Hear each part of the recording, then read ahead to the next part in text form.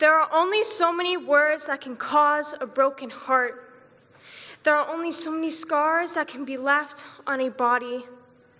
There are only so many things that you can do to break another, and there are only so many tears that a person can cry. And she cried all her tears until her eyes were dry as a desert. She took the words to heart. She kept the scars hidden under her soft dress. She slept with the monsters lingering around her bedroom, whispering in her ear, "Don't forget what they say, you aren't good enough, you're a waste, you should have never been born." There are only so many apologies that a person can say. There are only so many times that you can forgive. And there are only so many bruises that a body can handle.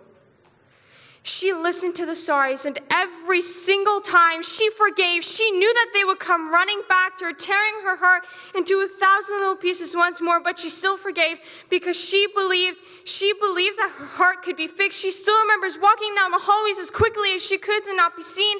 She remembers playing in the park with them until they pushed her to the floor and left bruises on her tiny little arms. She still hears the voices ringing in her head, telling her she's not good enough, don't try anymore, go home, die.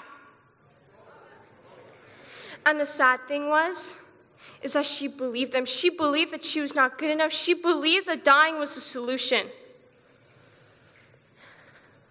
There are only so many things that you can do to destroy another life. There are only so many days that you can stay strong until you cannot. There are only so many days until you collapse and crumple to the floor like an unwanted piece of paper.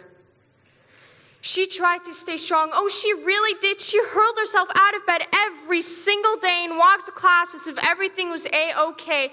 She knew that they were watching her every move, but she still lifted her head high. Sadly, she knew she could not pretend for much longer.